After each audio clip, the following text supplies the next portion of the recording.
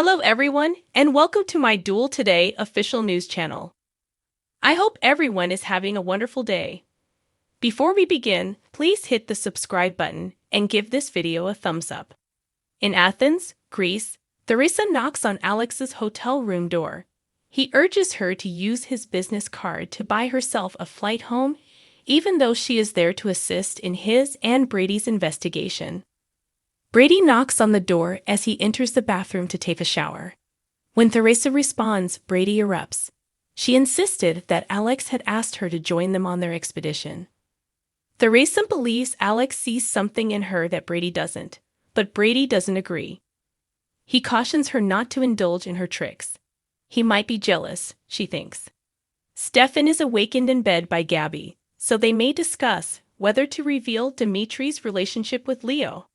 After finishing her round of 20 questions with Rachel, Gabby even gets proof. They choose to coerce Dimitri into paying them for each Demira share that is due to him and his mommy. Maggie welcomes Julie and informs her that although Victor's ceremony was excellent, they had an unexpected visitor. Who? Julie muses. That would be me. Vivian says, identifying herself. By bringing up Ely and Lanny's twins, Vivian incenses Julie and asks that Maggie remove her from the situation. It's no longer Maggie's home, Vivian explains with joy. In relation to that, Justin and the others left last night. Maggie's turn is now. Maggie yells that Victor was her husband in every important manner as soon as Julie finds out what happened. Except legally, Vivian snorts. Vivian needs to conduct some errands and anticipates finding them gone when she gets back. Otherwise, she'll contact the police. At the continental breakfast being served in the Demira living room, Kristen discovers Dimitri filling up a plate. Dimitri reassures his aunt that he will be able to persuade the von Leishner attorney that his marriage to Gwen is legal. He relates the story of Leo dressing up as Gwen for the lawyer who felt sorry for them, admitting it sounds like a horrible SNL skit. He makes a suggestion that he loves Leo, but then retracts, saying that it doesn't matter as long as the lawyer accepted it, which he did and released the money. Where is Kristen's cut? She queries. Dimitri hedging. Her cut is on hold because he only received one installment and he has expenses. If he betrays her, Kristen threatens to tell Gwen everything. Gabby and Stefan walk in, curious about what Kristen will say to Gwen. Vivian enters the room and interrupts them before they can explain. Gabby and Stefan's jaws drop. But Vivian immediately turns on Gabby. Gabby zings her about Carly after she zings her about Nick. Dimitri wonders who Vivian is and what she has against the von Leichners as she recoils at the mention of them. She introduces herself as Vivian Alamain and extends her hand to him. Hearing her last name causes Dimitri to lose his composure. He claims to be a von Leuschner, making her his sworn adversary, and claims that Carly is his cousin. Vivian quickly flees the scene.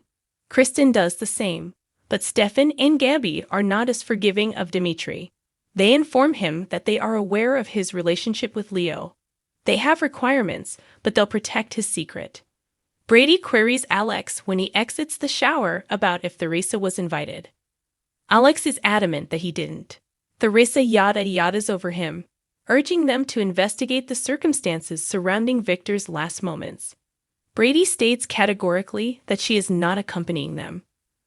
Brady tells Theresa not to follow them when she makes it apparent she's not coming home. Theresa sends food and alcohol to Alex's room as soon as the cousins are gone. Julie encourages Maggie to confront Vivian at the Kyriakis estate. To discuss her next course of action, she extends an invitation to return to the Horton house. Maggie cautions that the war has only begun when Vivian comes home. She turns on her heel and leaves after Julie. To the victor go the spoils, Maggie, says Vivian to herself. Gwen visits Leo in his hotel room to express how wonderful marriage is. Leo, who is on the verge of exploding, tries his hardest to pretend to be happy for her until he loses it. He commands her to stop talking. He promptly apologizes and says that he is alone, which is why he is jealous. He'll meet someone equally as nice as her. Dimitri, Gwen feels confident. Gwen tells Leo about the crotchless teddy bear she needs to go try on for her spouse before leaving him to wonder what game Dimitri is playing. Theresa opens the door to the hotel room, assuming room service has arrived. She says, "Oh my God," and looks at whoever is on the other side. Konstantin is met by Brady and Alex at the restaurant to inquire about their most recent encounter with Victor. Dimitri quickly makes his way to Leo's hotel room as Gabby and Stefan secretly gush over having Dimitri exactly where they want him. Leo snaps at Dimitri for two-timing him with his wife before he had a chance to explain his situation. "You incredibly attractive dirtbag." Kristen claims that Dimitri pressed her hand when she discovered Gwen in the Demira living room. She laments having to inform her that he is sleeping with Leo. "Oh, Kristen," Gwen quietly replies. "I was aware of that." Leo meets Dimitri next on Days of Our Lives, while Theresa runs into another well-known character.